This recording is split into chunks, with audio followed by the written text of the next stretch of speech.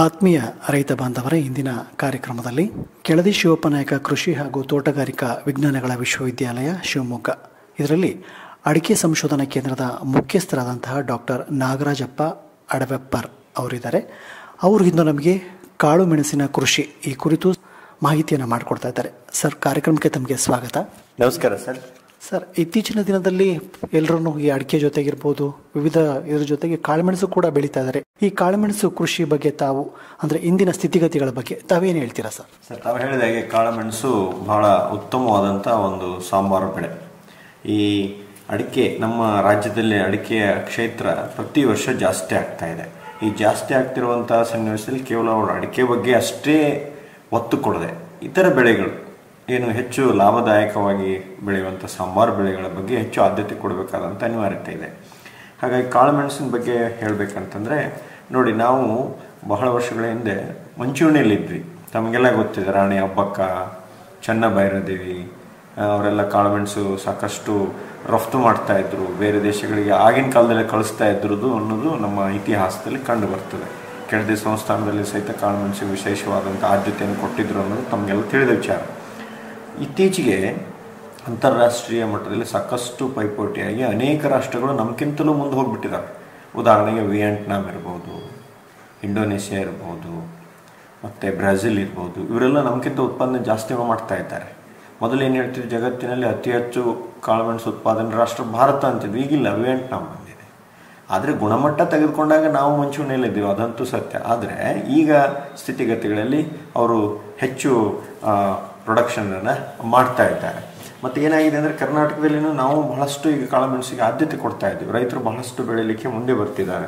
ಪ್ರಸ್ತುತ ನೋಡಿ, ನಮ್ಮ ಕರ್ನಾಟಕ ರಾಜ್ಯದಲ್ಲಿ ನಾವು ಹೆಚ್ಚು ಕಡಿಮೆ ಒಂದು 33,000 ಟನ್ನಷ್ಟು ಉತ್ಪಾದನೆಯನ್ನು ಮಾಡ್ತಾ ಇದ್ದೀವಿ. ಭಾರತದ ಒಟ್ಟು ಪರಿಸ್ಥಿತಿ ತಗೊಂಡ್ರೆ ಕರ್ನಾಟಕ ಮತ್ತು ಕೇರಳ ಅವರ ಪಾಲು 50%, ಉಳಿದ ರಾಜ್ಯಗಳು 50% ಆಗ್ತಾ ಇದೆ. ನಮ್ಮ ಭಾರತದಲ್ಲಿ ಒಂದು 70-75,000 ಟನ್ನಷ್ಟು ಉತ್ಪಾದನೆ ಮಾಡ್ತಾ ಇದ್ದೀವಿ.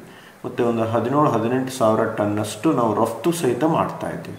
ಅದು ಅಲ್ಲದೆ ನಾವು ಆಮದು ಕೂಡ ಮಾಡ್ಕೊಳ್ತಾ ಇದ್ದೀವಿ. ಏಕೆಂದರೆ ಬೇರೆ ರಾಷ್ಟ್ರಗಳ ಕೆಲವು ಒಪ್ಪಂದಗಳಿರ್ತವೆ, ಅದರ ಮೂಲಕ ನಾವು ಆಮದನ್ನು ಸಹಿತ ಮಾಡ್ತಾ ಇದ್ದೀವಿ. ಇನ್ನೊಂದು ಬಹಳ ಮುಖ್ಯವಾದಂಥ ವಿಚಾರ ಅಂದರೆ ಭಾರತ ಸರ್ಕಾರ ಈಗ ಮಿನಿಮಮ್ ಇಂಪೋರ್ಟ್ ಪ್ರೈಸ್ ಇದಕ್ಕೆ 500 ರೂಪಾಯಿನ ಪ್ರತಿ ಕೆಜಿಗೆ ಹಾಕಿದೆ. ಹಾಗಾಗಿ ದರ ಕಡಿಮೆ ಆಗ್ತದೆ. ಹೀಗಾಗಿ ಪ್ರತಿ ವರ್ಷದ ಧಾರಣೆ ಸ್ಥಿರವಾಗಿ ನಿಲ್ತಾ ಇದೆ ಮತ್ತು ಹೆಚ್ಚು ಆಗ್ತಾ ಇದೆ. ಅದು ಹೆಚ್ಚು ಬಂದು ಇನ್ನೂ ಹೆಚ್ಚು ಗುಣಮಟ್ಟದ ಕಾಳುಗಳನ್ನು ರೈತರು ಬೆಳೆದಾಗ ಅವರಿಗೆ ಬಹಳ ಲಾಭದಾಯಕವಾಗಿ ಪರಿಣಮಿಸ್ತದೆ. ಸರ್, ತಾವು ಈ ಉತ್ಪಾದನೆ ಬಗ್ಗೆ ಹೇಳಿದ್ರಿ, ಭಾರತ ಕೂಡ ಇದನ್ನು ಉತ್ಪಾದಿಸ್ತಾ ಇದೆ ಅಂತ ಕೂಡ ಹೇಳಿದ್ರಿ ಸರ್.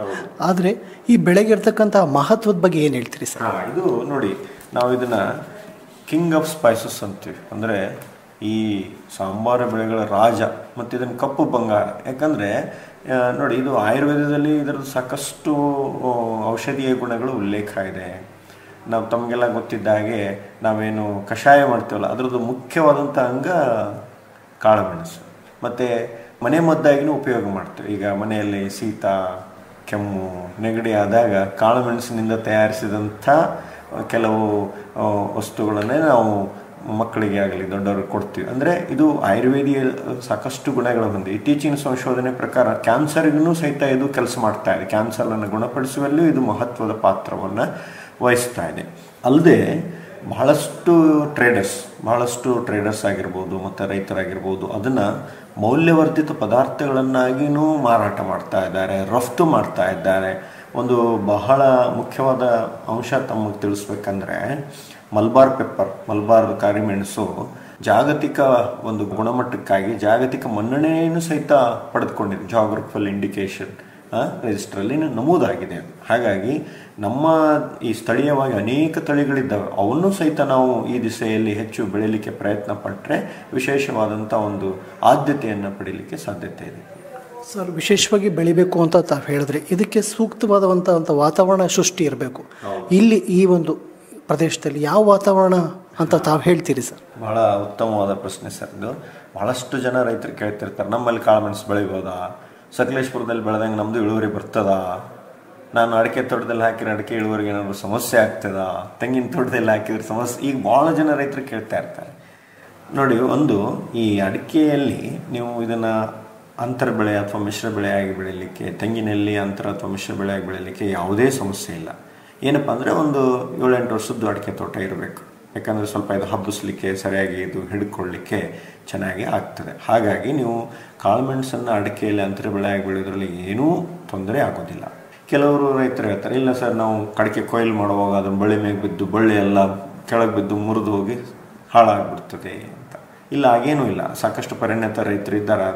ಸಂಪೂರ್ಣ ಎಲ್ಲ ಗಿಡಗಳಿಗೆ ಹಾಕ್ಕೊಂಡು ಕೃಷಿ ಮಾಡಿ ಅಡಿಕೆಯನ್ನು ಹೆಚ್ಚು ಇಳುವರಿ ಮತ್ತು ಪ್ರತಿ ಬಳ್ಳಿಗೂ 1-2 kg ಸಂಸ್ಕರಿಸಿದ ಕಾಳುಮೆಣಸನ್ನು ಪಡೆದಂಥ ರೈತರ ನಿದರ್ಶನಗಳು ನಮ್ಮ ಹತ್ರ ಇದ್ದಾವೆ.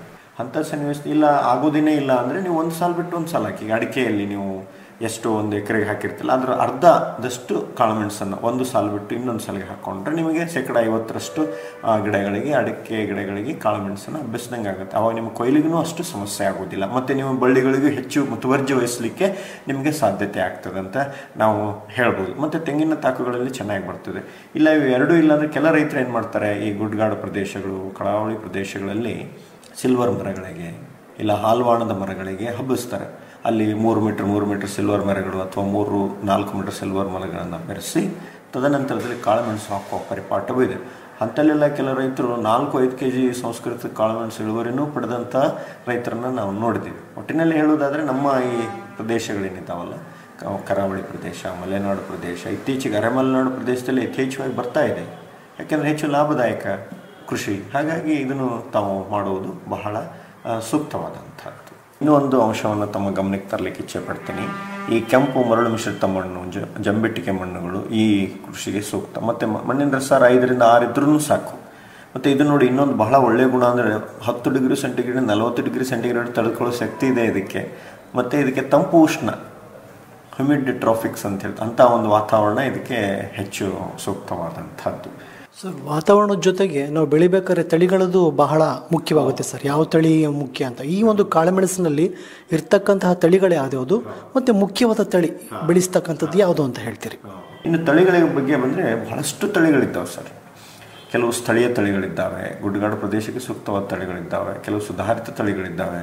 ಈಗ ಉದ್ದಕರೆ ಅಂತಿದೆ, ಮೋಟಕರೆ ಅಂತಿದೆ, ಕರಿಮುಂಡ ಅಂತಿದೆ, ಮತ್ತು ಇನ್ನೂ ಅನೇಕ ಚೋಮಲಮುಂಡೆ ಅಂತಿದೆ, ನೀಲಮುಂಡೆ, ಈಗ ಅನೇಕ ತಳಿಗಳು ಸ್ಥಳೀಯ ತಳಿಗಳಿದ್ದಾವೆ. ಅದು ಅಲ್ಲದೆ ಪನ್ನೀರು ಈ ಕಾಳುಮೆಣಸಿನ ಸಂಶೋಧನಾ ಸಂಸ್ಥೆಯಿಂದ ಬಿಡುಗಡೆಗೊಂಡಿರೋ ಪನ್ನೀರು 1, 2, 3, ಪನ್ನೀರು 4, 5, 6, 7, 8 ಹೀಗೆ ಪನ್ನೀರು ಸೀರೀಸ್ ಅಂತ ಹೇಳ್ತೇವೆ. 1ರಿಂದ 8ರವರೆಗೆ ಇದ್ದಾವೆ. ಮತ್ತು ISR Indian Institute of Spices Research Calicut ಅವರು ಸಹಿತ ಒಂದಷ್ಟು ಸುಧಾರಿತ ತಳಿಗಳು, ಪಂಚಮಿ, ಪೌರ್ಣಮಿ, ಶ್ರೀಕರ, ಶುಭಕರ, ಗಿರಿಮುಂಡ, ಈಗ ಅನೇಕ ತಳಿಗಳನ್ನು ಸಹಿತ ಅವರು ಬಿಡುಗಡೆಗೊಳಿಸಿದ್ದಾರೆ.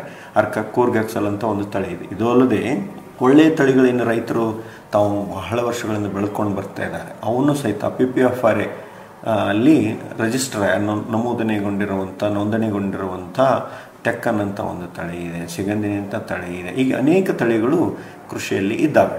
ಆದರೆ ಒಂದು ಅಂಶವನ್ನು ರೈತ ಬಾಂಧವರು ಗಮನಿಸ್ಬೇಕಂತಂದರೆ, ಈಗ ಹೆಚ್ಚು ನೆರಳಿರುವಂಥ ತೋಟಗಳಲ್ಲಿ ಪನ್ನೀರು 1 ಬೇಡ, ಅಲ್ಲಿ ಪನ್ನೀರು 2, 4 ಸೂಕ್ತ ಆಗ್ತದೆ. ಕಡಿಮೆ ನೆರಳಿತ್ತು, ಸ್ವಲ್ಪ ಬಿಸಿಲು ಚೆನ್ನಾಗಿ ಬರ್ತಾ ಇತ್ತು ಅಂತಂದರೆ ಅಲ್ಲಿ ಪನ್ನೀರು 1 ಬೆಳೆಸಲಿಕ್ಕೆ ಸಾಧ್ಯತೆ ಇದೆ. ಅದೇ ಥರ ಇನ್ನೂ ಅನೇಕ ತಳಿಗಳು ನಾನು ಹೇಳಿದೆ, ಮುಂದುವರೆದ ತಳಿಗಳನ್ನು Indian Institute of Spices Research Calicut ಅವರು ಬಿಡುಗಡೆ ಮಾಡುವಂಥ ತಳಿಗಳನ್ನು ತಾವು ಉಪಯೋಗ ಮಾಡಿಕೊಳ್ಬಹುದು. ತಳಿಯ ಜೊತೆಗೆ ಅದರಲ್ಲಿ ಬರ್ತಕ್ಕಂಥ ಇಳುವರಿ ಬಗ್ಗೆ ಹೇಳೋದಾದರೆ ಯಾವ ತಳಿಯಿಂದ ಯಾವುದು ಇಳುವರಿ ಯಾವ ಭಾಗದಲ್ಲಿ ಅನ್ನೋದು? ಈಗ ನಾನು ಅಡಿಕೆ ತೋಟದಲ್ಲಿ ಹೇಳಿದೆ ನಿಮಗೆ. ಈಗ ನೋಡಿ, ಅಲ್ಲಿ ಸ್ವಲ್ಪ ನೆರಳು ಜಾಸ್ತಿ ಇದೆ ಅಂತಲ್ಲಿ ಪನ್ನೀರು 2 ಹಾಕ್ಕೊಂಡ್ರೆ ಚೆನ್ನಾಗಿ ಬರ್ತದೆ. ಸ್ವಲ್ಪ ನೆರಳು ಕಡಿಮೆ ಇದೆ, ಅಲ್ಲಿ ಪನ್ನೀರು 1 ಹಾಕ್ಕೊಂಡ್ರೆ ಚೆನ್ನಾಗಿ ಬರ್ತಿದೆ. ಯಾಕಂದ್ರೆ ಭಾಳಷ್ಟು ಜನ ರೈತರು ಇಲ್ಲ ಸರ್ ನಮಗೆ ಪನ್ನೀರು 1 ಚೆನ್ನಾಗಿ ಬರ್ತಾ ಇದೆ ಅಂತ. ಹೌದು, ಅಲ್ಲಿ ನೆರಳನ್ನು ಸರಿಯಾಗಿ ನಿರ್ವಹಣೆ ಮಾಡೋದು, ಬೇಸಿಗೆ ಹಂಗಾಮಿನಲ್ಲಿ ನೀರಿನ ನಿರ್ವಹಣೆ ಅವೆಲ್ಲ ಇರ್ತವೆ. ಆಮೇಲೆ ನಾವು ಮಾಡ್ತಿರುವಂಥ ಕೆಲಸ ಕಾರ್ಯಗಳು ಮತ್ತು ನೀರಿನ ವ್ಯವಸ್ಥೆ ಇರ್ಬೋದು, ಪೋಷಕಾಂಶಗಳು ಅವೆಲ್ಲವೂ ಬೇಕಾಗ್ತದೆ. ಮತ್ತು ಈ ತೆಂಗಿನ ತಾಕುಗಳಲ್ಲೆಲ್ಲ, ತೆಂಗಿನ ತೋಟಗಳೆಲ್ಲ ಪನ್ನೀರು 1 ಚೆನ್ನಾಗಿ ಮಾಡ್ತಾ ಇದ್ದಾರೆ. ಹಾಗಾಗಿ ಅಲ್ಲಿ ನೆರಳಿನ ನಿರ್ವಹಣೆ ಮೇಲೆ ಇದೆಲ್ಲ ನಮ್ಮ ಇಳುವರಿ ನಿರ್ಣಯ ಆಗ್ತದೆ. ಮಾಡ್ತಿರುವಂಥ ಕೆಲಸಗಳು, ನೆರಳಿನ ನಿರ್ವಹಣೆ, ಪೋಷಕಾಂಶಗಳ ನಿರ್ವಹಣೆ, ರೋಗ ಮತ್ತು ಕೀಟಗಳ ಇದೆಲ್ಲದರ ಮೇಲೆ ನಮ್ಮ ಇಳುವರಿ ನಿರ್ಣಯ ಆಗ್ತದೆ. ಸರ್, ಈ ತಳಿಗಳ ಬಗ್ಗೆ ಅಂದರೆ ಯಾವ್ದು ಬೇಕು ಆ ವಾತಾವರಣಕ್ಕೆ ತಕ್ಕಂಥ ತಳಿಗಳಾಯಿತು ಸರ್. ಈ ತಳಿಗಳನ್ನು ಸಸ್ಯಾಭಿವೃದ್ಧಿ ಮುಖ್ಯವಾಗುತ್ತೆ ಪ್ರಾರಂಭದಲ್ಲಿ. ಈ ಸಸ್ಯಾಭಿವೃದ್ಧಿ ಬಗ್ಗೆ ತಾವೇನು ಹೇಳ್ತೀರಿ? ಈಗ ಅನೇಕ ಪ್ರಮಾಣೀಕರಿಸಿದ ನರ್ಸರಿಗಳಿದ್ದಾವೆ.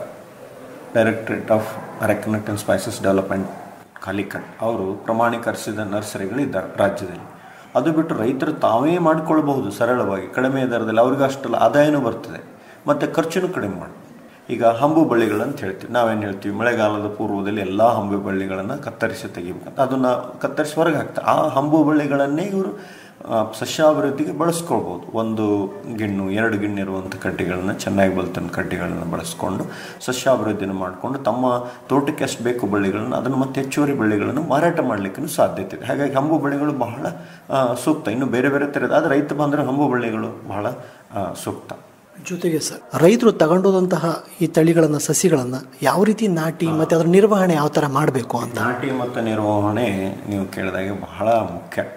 ಈಗ ಏನಾಗ್ತದೆ, ತೊಗೊಂಡು ಹೋಗ್ತೀವಿ ನಾವು 1000 ಬಳ್ಳಿ, ಒಂದು ಕಾಳುಮೆಣಸಿನ ಪಾಕೆಟಲ್ಲಿ ಹಾಕಿರೋಂಥ ಕಡ್ಡಿಗಳನ್ನು, ಚೆನ್ನಾಗಿ ಬೇರು ಬಂದಿರೋದು ಕಡ್ಡಿಗಳನ್ನು, ಸಸಿಗಳನ್ನ ತೊಗೊಂಡು ಹೋಗ್ತೀವಿ. ತೊಗೊಂಡು ಹೋಗಿ ನಾಟಿ ಸರಿಯಾಗಿ ಮಾಡಲಿಲ್ಲ ಅಂದರೆ 50% ಹೋಗ್ತದೆ. ಮತ್ತೆ ಸರಿಯಾಗಿ ನಿರ್ವಹಣೆ ಆಗದೆ ಹೆಚ್ಚು ಮಳೆ ಬಂದಾಗ ಇನ್ನೂ 50% ಹೋಗ್ತದೆ. ಒಂದು 3-4 ವರ್ಷಕ್ಕೆ ರೈತ ಹೇಳಿಲ್ಲ ಸರ್, 1000 ಹಾಕಿದೆ, ಈಗೇನು ಒಂದು 10 ಉಳಿದಿದ್ದಾವೆ ಸರ್ ಅಂತ ಹೇಳ್ತಾರೆ. ಇದೆಲ್ಲ ಕೆಲವು ರೈತರು ಹೇಳ್ತಿಲ್ಲ ಸರ್, 1000 ಹಾಕಿದ್ರಲ್ಲಿ ಒಂದು 800-900 ಚೆನ್ನಾಗಿ ಬಂದಿದೆ, ಇಳುವರಿ ಚೆನ್ನಾಗಿ ಬರ್ತಾ ಇದೆ ಅಂತ. ಅಂದರೆ ನೀವು ಎರಡು ಒಂದು ವಿಧವನ್ನು ತಾವು ಕಾಣ್ತಾ ಇದ್ದೀರಿ. ನೋಡಿ, ನಾಟಿ ಇದು ಹೆಚ್ಚು ಮಳೆ ಇದ್ದಾಗ ನಾಟಿ ಮಾಡಬಾರ್ದು, ಯಾಕಂದ್ರೆ ಮತ್ತೆ ಹೆಚ್ಚು ಬಿಸಿಲಿದ್ದಾಗ ಬೇಡ. ಅದಕ್ಕೆ ನಾವೇನು ಹೇಳ್ತೀವಿ, ಮಲೆನಾಡು ಮತ್ತು ಕರಾವಳಿ ಪ್ರದೇಶದಲ್ಲಿ ಮುಂಗಾರು ಹಂಗಾಮಿನಕ್ಕಿಂತ ಮೊದಲು ಸ್ವಲ್ಪ ನೀರಿನ ವ್ಯವಸ್ಥೆ ಮಾಡ್ಕೊಳ್ಳಿ. ಇಲ್ಲಾಂದರೆ ಮಳೆ ಕಡಿಮೆ ಆಗ್ತಿದ್ದಂಗೆ ಮಾಡ್ಕೊಳ್ಳೋದು ಸೂಕ್ತ. ಮತ್ತು ಈ ಸ್ವಲ್ಪ ಅರೆಮಲೆನಾಡಿನ ಪ್ರದೇಶದಲ್ಲಿ ಮುಂಗಾರು ಆರಂಭವಾಗುವ ಹಂತದಲ್ಲಿ ಮಾಡ್ಕೊಳ್ಳಿ, ಯಾಕಂದರೆ ಅಲ್ಲಿ ಹೆಚ್ಚು ಮಳೆ ಆಗೋದಿಲ್ಲ. ಹಾಗಾಗಿ ನೋಡಿ, ಇದನ್ನು ಕಾಳುಮೆಣಸನ್ನು 1000 ಮಿಲಿಮೀಟ್ರಿಂದ 2500 ಮಿಲಿಮೀಟ್ರ್ ಮಳೆ ಬೀಳುವಂಥ ಪ್ರದೇಶಗಳಲ್ಲಿ ಸಹಿತ ಕೃಷಿ ಮಾಡ್ತಾರೆ. ಹಾಗಾಗಿ ಹಂತಗಳು, ಯಾವ್ಯಾವ ಹಂತದಲ್ಲಿ ನಾಟಿ ಮಾಡೋದು ಸಮಯ ಬಹಳ ಮುಖ್ಯ. ಇನ್ನೊಂದು ಇದಕ್ಕೆ ಈ ಬೇಸಿಗೆ ಬಿಸಿಲು, ಅದಕ್ಕೆ ದಕ್ಷಿಣ ಮತ್ತು ಪಶ್ಚಿಮದ ಬೇಸಿಗೆ ಬಿಸಿಲು ನೇರವಾಗಿ ಬಳ್ಳಿಗಳಿಗೆ ಬೀಳಬಾರ್ದು, ಬಳ್ಳಿಗಳು ಹಾಳಾಗ್ತವೆ. ಅದು ಒಂದು ನಾವು ಗಮನದಲ್ಲಿ ಇಟ್ಕೋಬೇಕಾಗ್ತದೆ. ಆ ಥರನಾಗಿ ಅಂದರೆ ಆದಷ್ಟು ಇಳಿಜಾರಿರುವಂಥ ಪ್ರದೇಶದಲ್ಲಿ ನಾವು ನಾಟಿ ಮಾಡೋದು ಬಹಳ ಸೂಕ್ತವಾದಂಥದ್ದು. ಮತ್ತು ನಾಟಿ ಮಾಡುವಾಗ ಹೆಚ್ಚು ಕಡಿಮೆ ನಾವು 1-1.5 ಅಡಿಯಷ್ಟು ಗುಂಡಿಯನ್ನು ತೆಗೆದು ಅದಕ್ಕೆ ಚೆನ್ನಾಗಿ ಕಳೆತಿರುವಂಥ ಕೊಟ್ಟಿಗೆ ಗೊಬ್ಬರ, ದರ್ಗು ಅದೆಲ್ಲ ಹಾಕಿ, ಮತ್ತು ಎಲ್ಲೆಲ್ಲಿ ಈ ಗೆದ್ದಲು ಹುಳದ ಸಮಸ್ಯೆ ಇದ್ದರೆ ಸ್ವಲ್ಪ ಬೇವಿನ ಹಿಂಡಿ ಆಗಲಿ ಅಂಥದ್ದನ್ನೆಲ್ಲ ಹಾಕಿ ಸರಿಯಾಗಿ ನಾಟಿ ಮಾಡಿ, ಮತ್ತು ಅದಕ್ಕೆ ಒಂದು ಹಬ್ಬಲಿಕ್ಕೆ ಸರಿಯಾಗಿ ವ್ಯವಸ್ಥೆಯನ್ನು ನಾವು ಮಾಡಿಕೊಂಡು, ಮತ್ತು ಬೇಸಿಗೆ ಹಂಗಾಮಿನಲ್ಲಿ ನೀರಾವರಿ ವ್ಯವಸ್ಥೆಯನ್ನು ಕಲ್ಪಿಸೋದು ಬಹಳ ಮುಖ್ಯವಾದಂಥದ್ದು. ಇಷ್ಟು ನಾವು ಒಂದು ವ್ಯವಸ್ಥೆಯನ್ನು ನಾವು ಮಾಡಿಕೊಡ್ಬೇಕಾಗ್ತದೆ. ಇನ್ನೊಂದು ಬಹಳ ಮುಖ್ಯವಾದಂಥ ಅಂಶ ಅಂದರೆ ಪೋಷಕಾಂಶಗಳ ನಿರ್ವಹಣೆ. ರೈತರು ಅದ್ರ ಕಡೆಗೂ ಹೆಚ್ಚು ಗಮನ ಹರಿಸೋದು. ಕೆಲವು ಟೈಮ್ ಏನಾಗ್ತದೆ, ಇಲ್ಲ ಸರ್ ನಾವು ಅಡಿಕೆ ತೋಟದಲ್ಲಿ, ತೆಂಗಿನ ತೋಟದಲ್ಲಿ ಹಾಕಿದ್ದೀವಿ, ಅಡಿಕೆಗೆ ಹಾಕಿದ ಗೊಬ್ಬರದಲ್ಲಿ ಅದು ಬೆಳೆಯುತ್ತೆ ಬಿಡಿ ಅಂತ ಹೇಳ್ತಾರೆ. ಇಲ್ಲ, ಈಗ ನಾವು ಒಂದು 10 ಜನ ಊಟಕ್ಕೆ ಕರೆದು 5 ಜನ ಊಟಕ್ಕೆ ಕೊಟ್ಬಿಟ್ರೆ ಅಲ್ಲಿ ಅರ್ಧ ಆಗುತ್ತಲ್ವಾ. ಅದೇ ಥರನಾಗಿ ಇಲ್ಲಿನೂ ಸಹಿತ ಕಾಳು ಮೆಣಸಿಗೂ ನೀವು ಪೋಷಕಾಂಶ ಕೊಡಬೇಕು, ಮುಖ್ಯ ಬೆಳೆಗೂ ಪೋಷಕಾಂಶಗಳನ್ನು ಕೊಡಬೇಕಾಗ್ತದೆ. ಇದಕ್ಕೆ ವರ್ಷಕ್ಕೆ 100 ಗ್ರಾಮ್ನಷ್ಟು ಸಾರಜನಕ, 40 ಗ್ರಾಮ್ನಷ್ಟು ರಂಜಕ, 140 ಗ್ರಾಮ್ನಷ್ಟು ಪೊಟ್ಯಾಶ್ ಇದಕ್ಕೆ ಶಿಫಾರಸು ಆಗಿದೆ. ಅಂದರೆ 3 ವರ್ಷದ ನಂತರದ ಬೆಳೆಗಳಿಗೆ. ಈಗ 1 ವರ್ಷ ಇದ್ದರೆ 3ನೇ 1 ಭಾಗ, 2 ವರ್ಷ ಇದ್ದರೆ 3ನೇ 2 ಭಾಗ, 3 ವರ್ಷ ಇದ್ದರೆ 3 ವರ್ಷ ಮತ್ತು 3 ವರ್ಷದ ಮೇಲ್ಪಟ್ಟ ಬೆಳೆಗಳಿಗೆ ಸಂಪೂರ್ಣ ಪೋಷಕಾಂಶ ಕೊಡಬೇಕು. ಮತ್ತು ಅದೇನಪ್ಪ ಅಂದರೆ ವರ್ಷದಲ್ಲಿ 2 ಟೈಮ್ ಕೊಡಬೇಕು, 2 ಸಮಕಂತಗಳಲ್ಲಿ ಕೊಟ್ಟರೆ ಬಹಳ ಮುಖ್ಯ.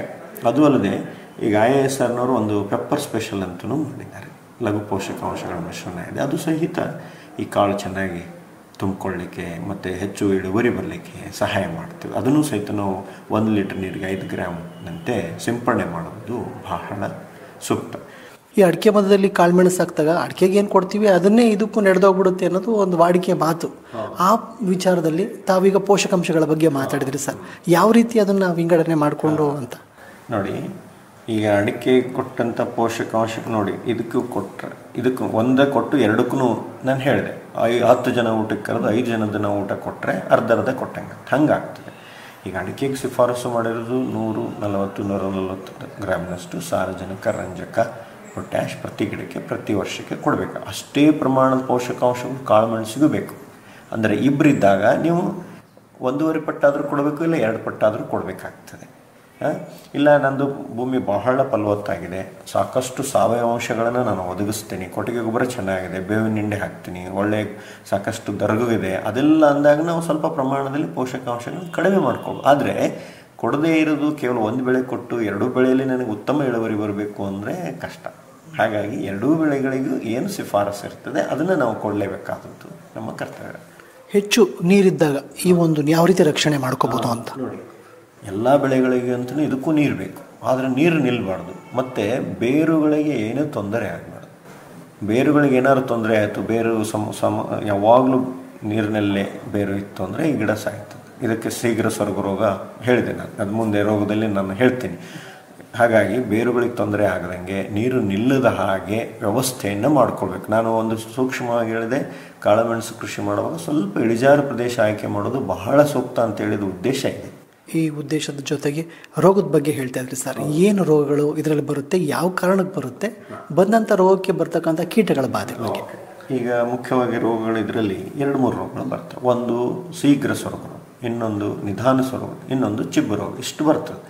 ಶೀಘ್ರ ಸ್ವರ್ಗದು ಹೆಚ್ಚಾಗಿ ಬಾಧಿಸ್ತದೆ ರೈತರನ್ನು. ನೋಡಿ, ಮಳೆ ಆರಂಭ ಆದಾಗ ಕಂಟಿನ್ಯೂಸ್ ಈ ಥರ ಸತತವಾಗಿ ಮಳೆ ಹಿಡ್ಕೊಂಡಾಗ ಏನಾಗ್ತದೆ, ನೀರು ಹೊರಗಡೆ ಹಾಕೋಕ್ಕಾಗೋದಿಲ್ಲ, ನೀರು ನಿಲ್ಲುತ್ತೆ, ಜೋಗಾಗುತ್ತೆ. ಆವಾಗ ಬೇರುಗಳು ಹಾಳಾಗ್ತವೆ ಮತ್ತು ಎಲೆಗಳ ಮೇಲೆಲ್ಲ ಚುಕ್ಕೆ ಚುಕ್ಕೆ ಕಾಣಿಸ್ಕೊಳ್ತದೆ. ಸಡನ್ನಾಗಿ ಬಳ್ಳಿಗಳೆಲ್ಲ ಬೇರುಗಳು ಕೊಳ್ತು ಒಣಗಿ ಹೋಗ್ಬಿಡ್ತಾವೆ. ಇದು ಒಂದು. ಹೀಗಾಗಿ ನಮಗೆ ಭಾಳಷ್ಟು ಬಳ್ಳಿಗಳು ಹೋಗ್ತವೆ. ರೈತರು ಹೇಳಿದ್ ನೀವು ಕೇಳಿರ್ಬೋದು, ಇಲ್ಲ ಸರ್ 500 ಹಾಕಿದೆ, 250 ಹೆಚ್ಚು ಮಳೆ ಆದಾಗ ಹೋಗಿಬಿಟ್ಟು ಅಂತ ಹೇಳ್ತಾರೆ. ಅದು ಶೀಘ್ರ ಸ್ವರ್ಗ. ಫಸ್ಟ್ ಏನು, ಇದಕ್ಕೆ ಇದು ಒಂದು ಶಿಲೀಂಧ್ರದ ಬರುವಂಥ ರೋಗ. ಪ್ರಮುಖವಾಗಿ ನೀರು ಚೆನ್ನಾಗಿ ಬಸ್ದು ಹೋಗುವಂಥ ಬಸಿಗಾಲ ವ್ಯವಸ್ಥೆ ಮಾಡಿಕೊಳ್ಬೇಕು. ಎರಡನೇದ್ದು ಸ್ವಲ್ಪ ಈ ಬೇರುಗಳಿಗೆ ಆದಷ್ಟು ನೀರು ನಿಲ್ಲದಂತೆ ನೋಡ್ಕೊಳ್ಬೇಕು. ಮೂರನೇದಾಗಿ ಸಮಗ್ರ ನಿರ್ವಹಣೆ ಕ್ರಮಗಳು, ಅಂದರೆ ಒಂದು ಪೋಷಕಾಂಶ ಸರಿಯಾಗಿ ಕೊಟ್ಟಿರಬೇಕು, ಗಿಡ ಸದೃಢವಾಗಿ ರೋಗದ ಪ್ರಮಾಣ ಕಡಿಮೆ ಇರ್ತದೆ. ಮೂರನೇದಾಗಿ ಇದಕ್ಕೆ ನಾವು ಹೇಳೋದು ಬೋರ್ಡೋ ದ್ರಾವಣ ಸಿಂಪರಣೆ, 1% ಬೋರ್ಡೋ ದ್ರಾವಣ ಸಿಂಪರಣೆ, ಅಥವಾ ಕಾಪರ್ ಆಕ್ಸಿಕ್ಲೋರೈಡ್ ಅಂತ ಸಿಗ್ತದೆ, COC. ಅದನ್ನು 3 ಗ್ರಾಂ ಪ್ರತಿ ಲೀಟರ್ ನೀರಿಗೆ ಸಿಂಪರಣೆ ಮತ್ತು ಡ್ರೆಂಚಿಂಗ್, ಗಿಡದ ಬುಡಕ್ಕೆ ಹಾಕ್ಲಿಕ್ಕೂ ನಾವು ಹೇಳ್ತೀವಿ. ಇದನ್ನು ಮುಂಗಾರು ಹಂಗಾಮಿನ ಪೂರ್ವದಲ್ಲಿ 1 ಸಲ ಮಾಡ್ಬೇಕು ಸರ್. ಮತ್ತೆ ಮುಂಗಾರು ಹಂಗಾಮಿನಲ್ಲಿ ರೋಗ ಏನಾದ್ರು ಕಾಣಿಸ್ಕೊಳ್ತಾ ಇತ್ತು ಅಲ್ಲೇ ಇಲ್ಲೇ ಅಂತಂದರೆ ಇದನ್ನು 1 ಸಲ ಪುನರಾವರ್ತನೆ ಮಾಡಬೇಕು. ಇಲ್ಲದೇ ಇದ್ದರೆ ಮೆಟಲೆಕ್ಸಿಲ್ ಅಂತ ಸಿಗ್ತದೆ, ಅದನ್ನು ಸಹಿತ 1-1.5 ಗ್ರಾಮ್ನಷ್ಟು 1 ಲೀಟರ್ ನೀರಲ್ಲಿ ಹಾಕ್ಕೊಂಡು ಅದನ್ನು ಸಹಿತ ನಾವು ಈ ಗಿಡಕ್ಕೆ ಬುಡೋದಕ್ಕೆ ಹಾಕಲಿಕ್ಕೆ ಮತ್ತು ಸಿಂಪರಣೆ ಮಾಡೋಕ್ಕೆ ನಾವು ಶಿಫಾರಸನ್ನು ಮಾಡ್ತೀವಿ. ಅಲ್ಲದೆ ಸ್ವಚ್ಛತೆಗೆ ಹೆಚ್ಚಿನ ಆದ್ಯತೆ. 1 ಬಳ್ಳಿ 2 ಬಳ್ಳಿ ಏನಾದರೂ ಹಂಗೆ ಸಂಪೂರ್ಣ ಹೋಗಿದ್ದು ಕಂಡು ಬಂದರೆ ಅದನ್ನು ಬುಡ ಸಮೇತ ಬೇರುಗಳ ಸಮೇತ ಕಿತ್ತು ಹೊರಗಡೆ ದೂರ ಹಾಕುವಂಥ ಒಂದು ವ್ಯವಸ್ಥೆಯನ್ನು ನಾವು ಮಾಡಬೇಕಾಗ್ತದೆ. ಇದರಲ್ಲಿ ನಿಧಾನ ಸ್ವರ್ಗ ರೋಗನೂ ಬರ್ತದೆ. ಅದು ಈ ಮಳೆಗಾಲ ಆರಂಭ ಆಗಿ, ಈ ಮಳೆಗಾಲ ಇನ್ನೇನು ಮುಂಗಾರು ಮಳೆ ಸ್ವಲ್ಪ ಕಡಿಮೆ ಆಗುತ್ತೆ ಬರ್ತದೆ, ಆವಾಗ ಕಾಣಿಸ್ಕೊಂಡು ಗಿಡಗಳೆಲ್ಲ ಹಳದಿ ಆಗೋದು, ಎಲೆಗಳೆಲ್ಲ ಉದುರೋದು, ಆಮೇಲೆ ಕಾಳುಗಳು ಕಡಿಮೆ ಕಂಡು ಬರುವಂಥದ್ದು, ಇದು ಸಹಿತ ಈ ಮಳೆಗಾಲದ ಆ ನಂತರದಲ್ಲಿ ಕಾಣಿಸ್ಕೊಳ್ತದೆ. ಇದು ಒಂದು ನಿಮ್ಯಾಟೋಡ್, ಜಂತುಹುಳು ಮತ್ತು ಫಂಗೈ ಎರಡರಿಂದನೂ ಬರುವಂಥದ್ದಂತ ನಾವು ಸಂಶೋಧನೆ ಕಂಡು ಬಂದಿದೆ. ಹಾಗಾಗಿ ಇಲ್ಲಿನೂ ಸಹಿತ ಏನು ನಾನು ಶೀಘ್ರ ಸ್ವರ್ಗ ರೋಗ ಕೇಳಿದ ಅದೇ ಕ್ರಮಗಳನ್ನ ಅನುಸರಿಸಬೇಕಾಗ್ತದೆ. ಅದು ಅಲ್ಲದೆ ಇದಕ್ಕೆ ಜಂತುಹುಳು ನಿವಾರಣೆಗಾಗಿ ಒಳ್ಳೆಯ ಗುಣಮಟ್ಟದ ಬೇವಿನ ಹಿಂಡಿಯನ್ನು ಹಾಕುವಂಥದ್ದು. ಮತ್ತು ಈಗ ಅರ್ಕಾ ಮೈಕ್ರೋಬಿಯಲ್ ಕನ್ಸೋರ್ಷಿಯ, ಅಂದರೆ ಅನೇಕ ಜೀವಾಣುಗಳು ಕೂಡಿಸಿದಂಥ ಈ ಕನ್ಸೋರ್ಷಿಯ ಏನು ಇದೆಯಲ್ಲ, ಅದನ್ನು ಸಹಿತ ಪ್ರತಿ ಗಿಡಗಳಿಗೆ ಶೀಘ್ರ ಸ್ವರ್ಗ ರೋಗ ಇರಲಿ, ನಿಧಾನ ಸ್ವರ್ಗ ಆ ಬಳ್ಳಿಗಳಿಗೆ ಹಾಕುವಂಥದ್ದು. ಮತ್ತು ಬೋರ್ಡೋ ದ್ರಾವಣದ ಸಿಂಪರಣೆ, ಸ್ವಚ್ಛತೆಗೆ ಆದ್ಯತೆ ಕೊಡುವಂಥದ್ದು, ಪೋಷಕಾಂಶಗಳನ್ನ ಇವೆಲ್ಲವನ್ನು ಮಾಡಿದರೆ ಈ ರೋಗಗಳನ್ನು ನಾವು ಹತೋಟಿ ಮಾಡೋದು. ಕೇವಲ ನಾವು ಔಷಧಿಯನ್ನು ಹಾಕಿ ನಾವು ನಿರ್ವಹಣೆ ಮಾಡ್ತೀವಿ ಅನ್ನೋದು ಸ್ವಲ್ಪ ಕಷ್ಟದ ಕೆಲಸ. ಇನ್ನು ನೀವು ಕೀಟಗಳ ಬಗ್ಗೆ ಒಂದು ಹೇಳಬೇಕಂದ್ರೆ, ಇದರಲ್ಲಿ ಒಂದು ತ್ರಿಪ್ಸ್ ನುಸಿ ಬರ್ತದೆ, ತ್ರಿಪ್ಸ್ ಅಂತ ಬರ್ತದೆ, ಇನ್ನೊಂದು ಕಾಂಡ ಕೊರಕ ಬರ್ತದೆ, ಇನ್ನೊಂದು ಈಗ ಹಿಟ್ಟು ತಿಗಣೆ ಬಾಧೆ ಭಾಳ ಆಗ್ತಾ ಇದೆ ಸರ್. ಇವು 3 ಕೀಟಗಳು ಈ ಬೆಳೆಯಲ್ಲಿ ಹೆಚ್ಚು ಬಾಧಿಸ್ತವೆ. ಇದಕ್ಕಾಗಿ ಕ್ವಿನಾಲ್ಫಾಸ್ ಅಂತ ಔಷಧಿ ಇದೆ, 2 ಮಿಲಿ ಪ್ರತಿ ಲೀಟರ್ ನೀರಿಗೆ, ಅಥವಾ ಡೈಮಿಥೋಟ್ ಆದರೆ 1.7 ಮಿಲಿ ಪ್ರತಿ ಲೀಟರ್ ನೀರಿಗೆ ಸಿಂಪರಣೆ 1 ಅಥವಾ 2 ಟೈಮ್ ತೊಗೊಳ್ಬೇಕಾಗ್ತದೆ. ಮತ್ತು ಸ್ವಚ್ಛತೆಗೆ ಹೆಚ್ಚಿನ ಆದ್ಯತೆಯನ್ನು ನಾವು ಕೊಡಬೇಕಾಗ್ತದೆ. ಇವೆಲ್ಲವನ್ನು ಸರಿಯಾಗಿ ನಿರ್ವಹಣೆ ಮಾಡಿದ್ದಾದರೆ ನಾವು ಇಳುವರಿಯನ್ನು ತಗೊಳ್ಳಿಕ್ಕೆ ಸಾಧ್ಯತೆ ಇದೆ. ಸರ್, ಈ ಹಿಟ್ಟು ತಿಗಣೆಯ ರೋಗ ಇತ್ತೀಚೆಗೆ ಜಾಸ್ತಿ ಅಂತ ಹೇಳಿದ್ರೆ ಕಾರಣ ಏನು ಅಂತ ಹೇಳ್ತೀರಿ ಸರ್? ನೋಡಿ, ತಾವು ಒಳ್ಳೆಯ ಪ್ರಶ್ನೆಯನ್ನು ಕೇಳಿದ್ರಿ. ಬಹಳಷ್ಟು ಬೆಳೆಗಳಲ್ಲಿ ಹಿಟ್ಟು ತಿಗಣೆ ಹಾವಳಿ ಜಾಸ್ತಿ ಆಗ್ತಾ ಇದೆ. ಒಂದು ವಾತಾವರಣದ ವೈಪರೀತ್ಯನೂ ಕೂಡ ಒಂದು ಕಾರಣ. ಇನ್ನೊಂದು, ಈ ಸಾಕಷ್ಟು ವೈವಿಧ್ಯತೆ ಇದ್ದಾಗ, ಏಕ ಬೆಳೆ ಪದ್ಧತಿ ಇದ್ದಾಗ ಎಲ್ಲ ಕೀಟ ರೋಗದ ಜಾಸ್ತಿ ಆಗುವ ಒಂದು ಪ್ರಮೇಯ ಇದ್ದೇ ಇರ್ತದೆ. ಹಿಟ್ಟು ತಿಗಣೆ ಹತೋಟಿ ಸ್ವಲ್ಪ ಕಷ್ಟ, ಯಾಕಂದರೆ ಹಿಟ್ಟು ತಿಗಣೆ ಮೇಲೆಲ್ಲ ಅದಕ್ಕೆ ಒಂಥರ ಲೇಪನ ಇರ್ತದೆ, ವ್ಯಾಕ್ಸಿ ಕೋಟಿಂಗ್ ಅಂತ ಹೇಳ್ತೀವಿ. ಆ ಲೇಪನ ಇದ್ದಾಗ ಏನಾಗ್ತದೆ, ನಾವು ಯಾವುದೇ ಔಷಧಿ ಸಿಂಪಡಣೆ ಬೇಗನೆ ಅದು ಒಳಗಡೆ ಹೋಗೋದಿಲ್ಲ. ಹಾಗಾಗಿ ಇದು ಸ್ವಲ್ಪ ಡಾಮಿನೆಂಟ್ ಕೀಟ ಆಗಿ ಪರಿವರ್ತನೆ ಮಾಡ್ತಾ ಇದೆ.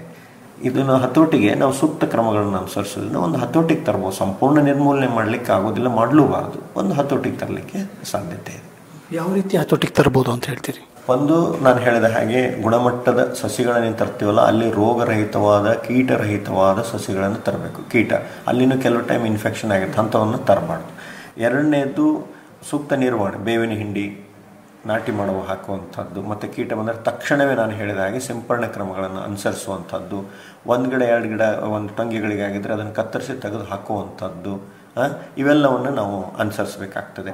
ಮತ್ತು ಬೇವಿನ ಎಣ್ಣೆಯನ್ನು ಅನೇಕ ಜನ ರೈತರು ಸಿಂಪರಣೆ ಮಾಡಿ ಒಂದು ಹತೋಟಿಗೆ ತರುವಂಥದ್ದನ್ನು ಮಾಡ್ತಾರೆ.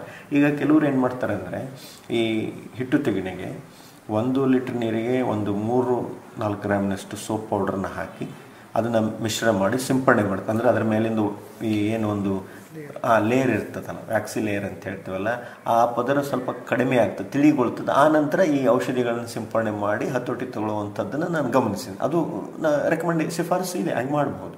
ಅದನ್ನು ಒಂದು ರೈತರು ಪ್ರಕ್ರಿಯೆಯನ್ನು ಮಾಡಬಹುದು.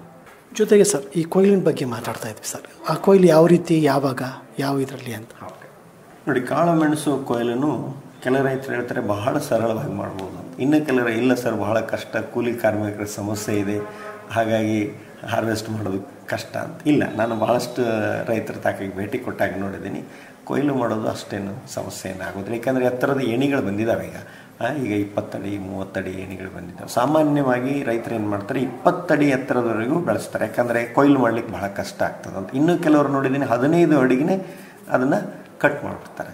ಅಷ್ಟು 15-20 ಅಡಿವರೆಗೂ ನೀವು ಬೆಳೆಸ್ಕೋಬೋದು. ಅಷ್ಟು ಎತ್ತರದಲ್ಲಿ ಏಣಿಗಳನ್ನು ನೀಟಾಗಿ ಇಟ್ಕೊಂಡ್ಬಿಟ್ಟು ಕೊಯ್ಲನ್ನು ಮಾಡೋದು. ಇದು ಕೊಯ್ಲು ಹಂತ ಹೇಗೆ ಅಂತಂದರೆ ನೋಡಿ, ಹೂವು ಬಿಟ್ಟರೆ 6-8 ತಿಂಗಳು ಬೇಕಾಗ್ತದೆ ಇದಕ್ಕೆ ಕಾಳು ಹಾರ್ವೆಸ್ಟ್ ಮಾಡಿ.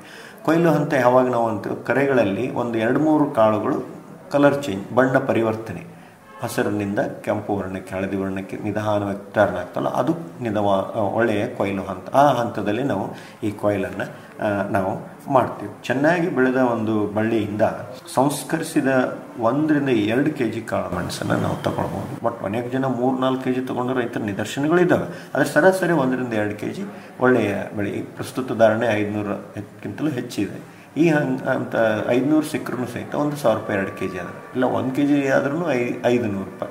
ಈಗ ನೋಡಿ, ನಾನು ಹೇಳಿದ ಅಡಿಕೆ ತೋಟದಲ್ಲಿ 1 ಎಕರೆಗೆ 550 ಅಡಿಕೆ ಆದರೆ ಒಂದು 250-300 ಕಾಳುಮೆಣಸು ಬಳ್ಳಿ ಹಾಕ್ಕೊಂಡ್ರೆ ಒಂದು 3 ಕ್ವಿಂಟಾಲ್ನಷ್ಟು ಕಡಿಮೆ ಇಳುವರಿ ಅಂದರು. ನಾನು ಹೇಳೋದು 3 ಕ್ವಿಂಟಾಲ್ ಅಂದರೂ 1.5 ಲಕ್ಷ ರೂಪಾಯಿ ಆಗುತ್ತೆ. ಹಾಗಾಗಿ ಇದು ಒಂದು ಹೆಚ್ಚಿನ ಆದಾಯ. ಈಗ ಅಡಿಕೆಯ ಒಂದು ಆದಾಯ ನಮಗಿರ್ತದೆ. ಅದ್ರ ಜೊತೆಗೆ ಅಡಿಕೆ ಏನು ನಾವು ಖರ್ಚು ವೆಚ್ಚಗಳನ್ನು ಮಾಡ್ತೀವಲ್ಲ, ಆ ಖರ್ಚು ವೆಚ್ಚಗಳನ್ನು ಈ ಉಪಬೆಳೆಯಲ್ಲಿ ನಾವು ನೀಗಿಸಲಿಕ್ಕೆ ಸಾಧ್ಯತೆ ಇದೆ. ಹೀಗಾಗಿ ರೈತರಿಗೆ ಒಂದು ಹೆಚ್ಚು ಲಾಭ ಆಗಲಿಕ್ಕೆ ಇದು ಒಂದು ದಾರಿ. ಕೊಯ್ಲು ಆದ ನಂತರವಾಗಿ ಅದನ್ನು ಶೇಖರಣೆ ಬಹಳ ಮುಖ್ಯವಾಗುತ್ತೆ ಸರ್. ರೈತರು ಯಾವ ರೀತಿ ಶೇಖರಣೆ ಮಾಡಬೇಕು, ಯಾವ ರೀತಿಯಾಗಿ ಅದನ್ನು ನೆಕ್ಸ್ಟು? ಈಗ ನೋಡಿ, ಕೊಯ್ಲಾದರೆ ತಕ್ಷಣ ಅವ್ರು ಏನು ಮಾಡ್ತಾರೆ, ಅದನ್ನು ಎಲ್ಲ ಕರೆಗಳನ್ನು ನಾನು ಹೇಳಿದಾಗೆ ಕೊಯ್ಲು ಮಾಡಿ ಒಂದು ಚೀಲದಲ್ಲಿ ಹಾಕಿ ತಂದು ಇಡ್ತಾರೆ ಒಂದಿನ. ಆ ನಂತರ ಅವ್ರು ಏನು ಮಾಡ್ತಾರೆ, ಎಲ್ಲ ಕರೆಯಿಂದ ಕಾಳುಗಳನ್ನು ಮಷಿನ್ ಮುಖಾಂತರ ಬಿಡಿಸ್ತಾರೆ.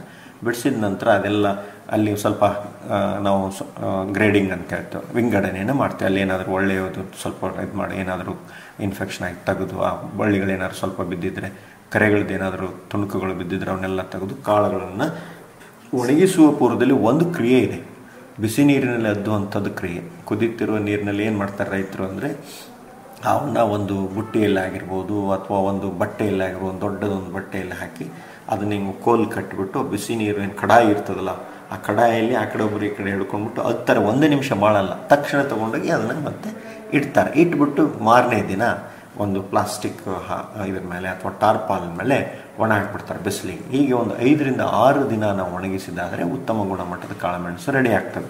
ಸಾಮಾನ್ಯವಾಗಿ ಒಂದು 10-12% ಮಾಯಿಶ್ಚರ್ ಇರಬೇಕಂತ ಇದು ಒಂದು ಮಾನದಂಡ. ಅಷ್ಟನ್ನು ನಾವು ಮಾಡ್ಕೊಳ್ಳಿಕ್ಕೆ ಸಾಧ್ಯತೆ ಇದೆ, ಗುಣಮಟ್ಟದ ಕಾಳುಮೆಣಸು ರೆಡಿ ಆಗ್ತದೆ.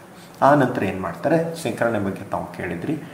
ಈ ಚೀಲಗಳಲ್ಲಿ ಒಳಗಡೆಗೆ ಒಂದು ಪಾಲಿಥಿನ್ ಕೋಟಿಂಗ್ ಇದ್ದರೆ ಭಾಳ ಒಳ್ಳೆಯದು. ಒಂದು ಪ್ಲಾಸ್ಟಿಕ್ ಇದಿರ್ತದಲ್ಲ, ಅಂದರೆ ಹೊರಗಡೆಯಿಂದ ವಾತಾವರಣದ್ದು ಈ ಮಾಯಿಶ್ಚರ್, ತೇವಾಂಶ ಆಗಿರ್ಬೋದು, ಮತ್ತೇನಾದ್ರು ತೊಂದರೆ ಆಗಬಾರ್ದಂತೆ ಪಾಲಿಥಿನ್ ಲೈನಿಂಗ್ ಮಾಡಿರ್ತಾರೆ, ಅದರಲ್ಲಿ ಹಾಕಿ ನಾವು ಶೇಖರಣೆಯನ್ನು ಮಾಡೋದು ವಾಡಿಕೆ.